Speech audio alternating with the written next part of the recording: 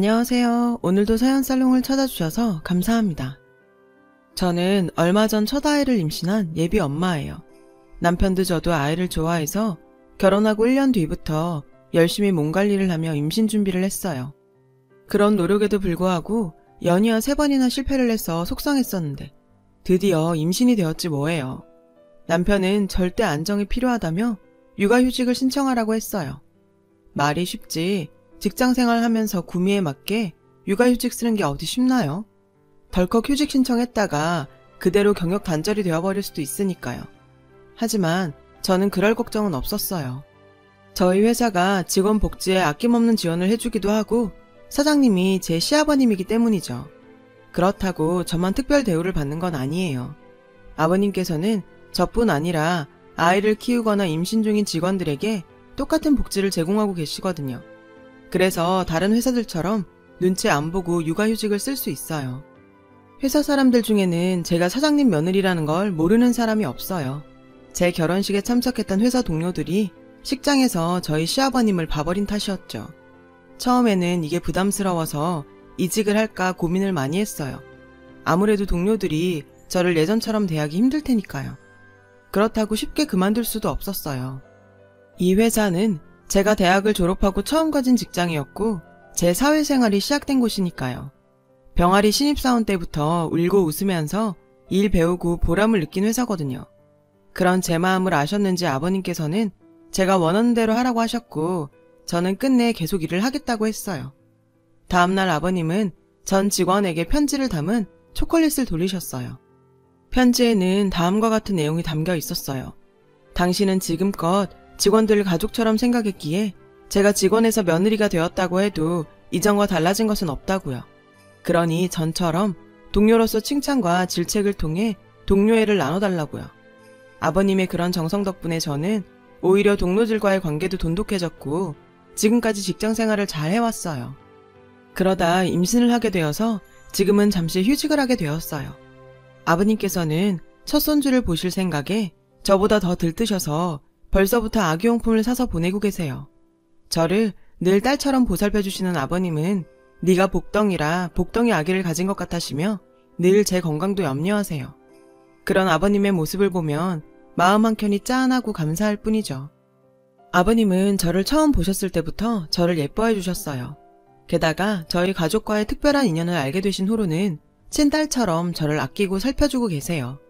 저는 외동딸로 태어나서 부모님 사랑을 듬뿍 받고 자랐어요.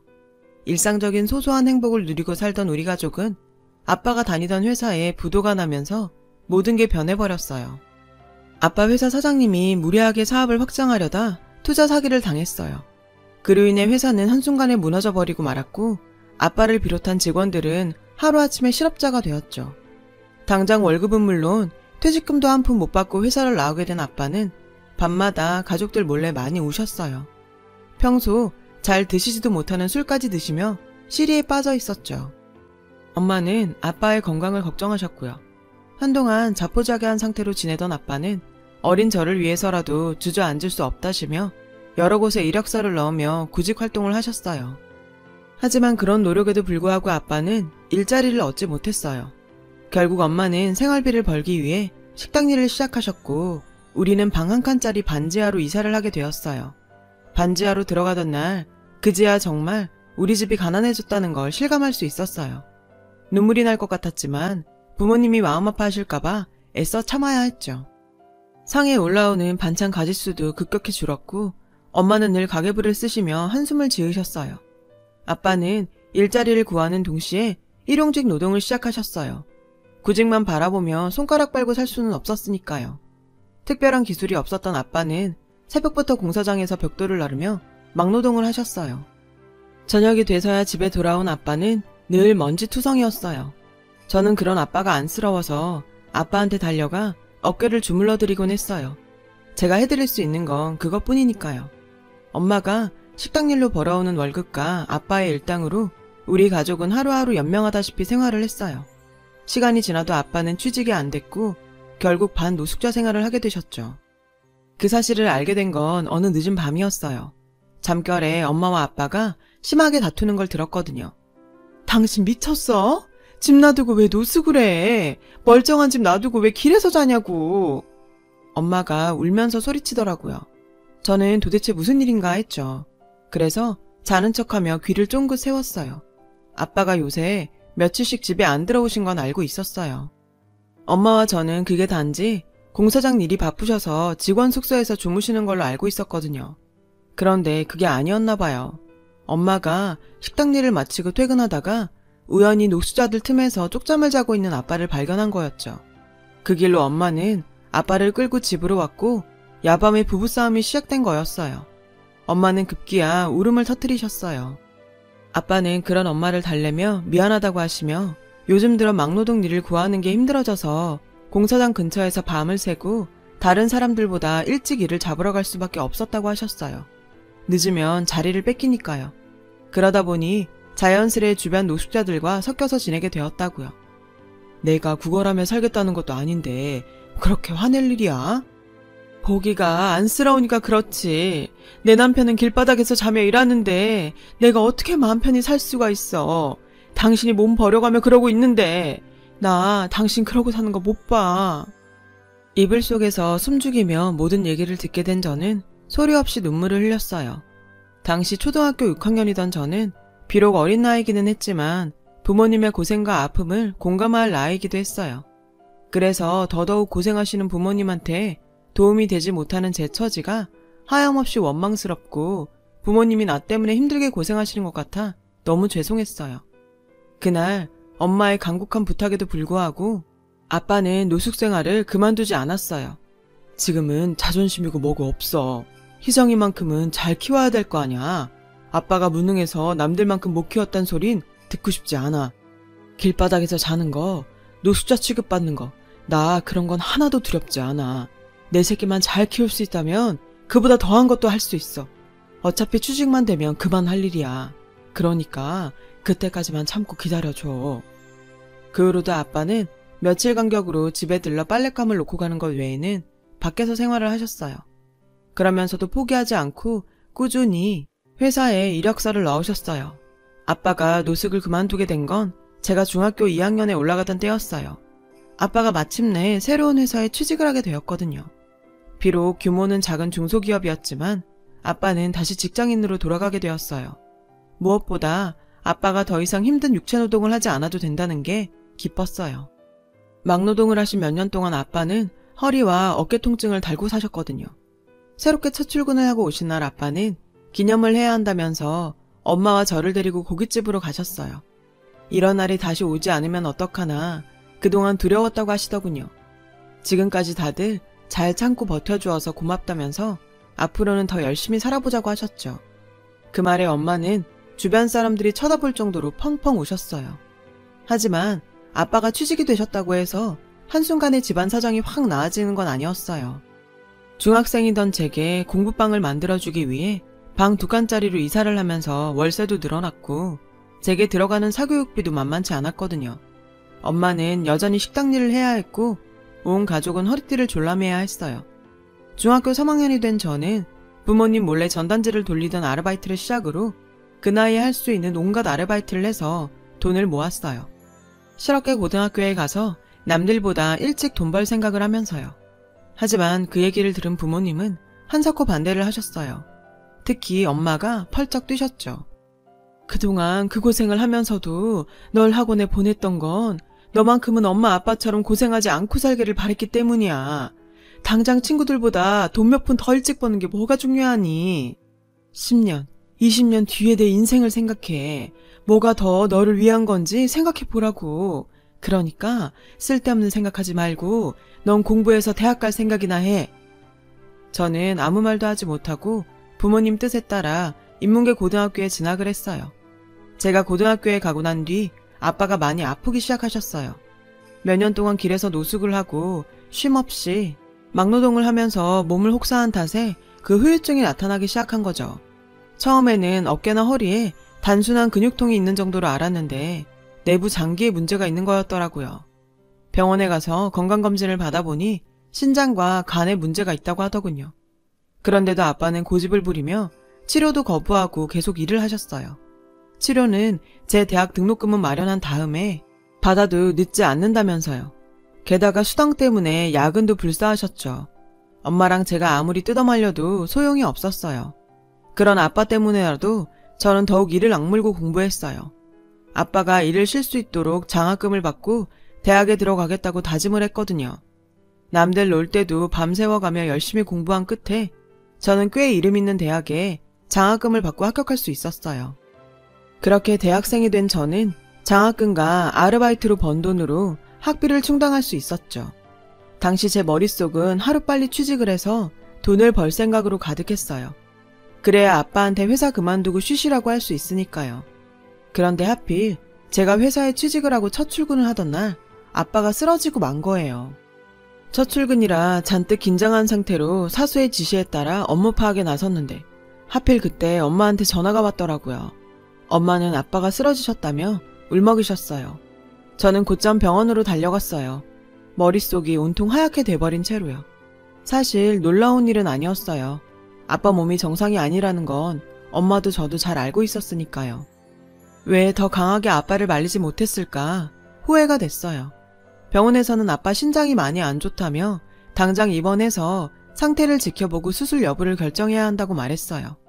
아빠가 입원을 하자 엄마는 식당 일을 마치면 곧장 병원으로 가셔서 아빠 곁을 지키셨어요. 다음날 아침에 병상을 지키시다 출근을 하곤 하셨죠. 물론 중간에 저랑 교대를 하기도 했지만 저보다는 엄마가 많이 고생을 하셨어요. 그렇게 아빠의 병간호를 하며 정신없이 보내던 와중에 한 남자가 나타났어요. 바로 지금의 제 남편이죠. 남편은 아버님 회사에서 평사원으로 경험을 쌓고 있던 상태였어요. 남편이 사장 아들인 건 알고 있었어요. 이미 남편에 대한 소문은 회사에 퍼져 있었거든요. 남편과 저는 팀원으로 함께 프로젝트를 진행했어요. 남편은 그때부터 제게 호감을 보이며 적극적으로 대시했어요. 하지만 제게 연애는 사치였기에 외면해야 했어요. 그런데도 남편은 끊임없이 구애를 해왔어요. 하는 수 없이 저는 제 가정사까지 얘기할 수밖에 없었죠. 저는 지금 연애할 상황이 못 돼요. 우리 아빠부터 살려야 돼요. 우리 아빠 저 공부시키느라고 몸이 부서져라 일하셨거든요. 그 바람에 지금은 병원에 누워 계세요. 제가 지금 누구를 만나고 할 상황이 못 된단 말이에요. 무슨 사정이 있을 거라고 생각했어요. 그렇게 열심히 일하는 직원은 본 적이 없으니까요. 어떤 상황이든 서로 의지하면 더 힘이 되잖아요. 같이 이겨내요, 우리. 남편의 진심 어린 구애에 결국 저는 그 마음을 받아들이기로 했어요. 남편과의 연애는 그렇게 시작되었어요. 남편은 늘 자신이 데이트 비용을 부담하려고 했어요. 그럴 때마다 미안하기도 하고 한편으론 고맙기도 했죠. 그래서 종종 돈을 모아 선물을 하기도 했는데 사실 그래봐야 소박하고 초라한 것들 뿐이었죠.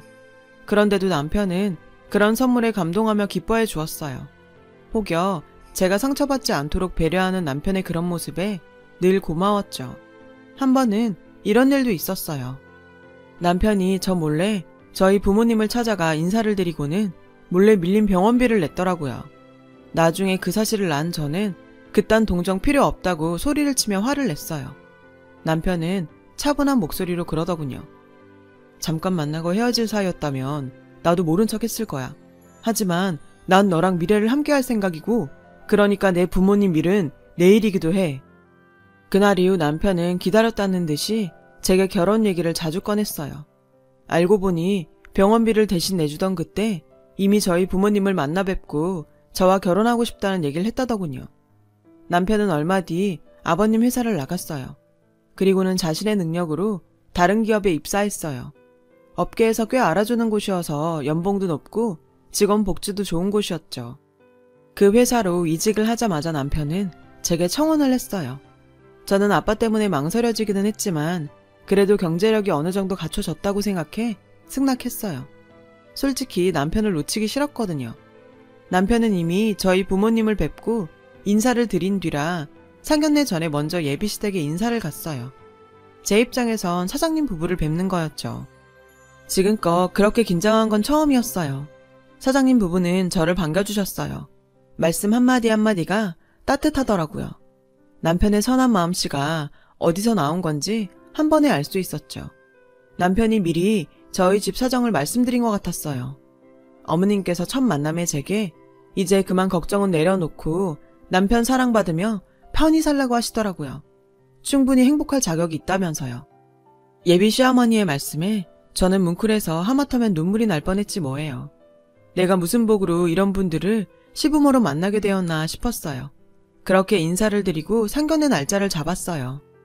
아빠 몸 상태를 고려해서 상견례장은 병원 근처 한식당으로 잡았어요. 다행히 아빠는 병원에 몇 시간 외출 허가를 받고 나올 수 있었어요. 남편과 시부모님은 먼저 도착해 있었고 저랑 엄마는 아빠를 휠체어에 태우고 룸으로 들어갔어요. 시부모님께서 반갑게 맞아주셨어요. 엄마랑 어머님이 인사를 나누는 동안 저는 아버님 쪽으로 휠체어를 끌고 가 아빠와 아버님을 소개시켜 드렸어요. 그런데 저희 아빠를 본 아버님 얼굴이 갑자기 굳어버리지 뭐예요. 그 모습에 덩달아 저희 아빠도 표정이 굳으셨어요. 그런데 그 순간 갑자기 아버님께서 무릎을 꿇고는 저희 아빠 손을 잡았어요. 그리고는 소리내 펑펑 울기 시작했어요. 그 바람에 그 자리에 있던 모든 사람들은 당황할 수밖에 없었죠. 아버님은 한참을 우시더니 고개를 들고는 저희 아빠한테 그러시는 거예요. 형님, 저 기억 안 나요? 저 정수예요, 정수. 형님이 살아야 된다고 뺨까지 때려가며 살렸던 정수라고요. 그 말을 들으신 아빠는 잠시 생각을 하시더니 눈을 크게 뜨셨어요. 아니, 정말 정수야? 네가 정수 맞아? 그리고는 아버님을 끌어안고는 함께 울기 시작하셨어요. 손을 맞잡고 우시는 두 분을 보던 저희는 모두 당황했고 두 분을 진정시킨 후에야 사정을 들을 수 있었어요. 아빠와 아버님은 오래전 길바닥에서 만났던 사이라고 하셨어요. 아빠가 노숙자들 곁에서 자며 막노동을 하던 시절이었죠.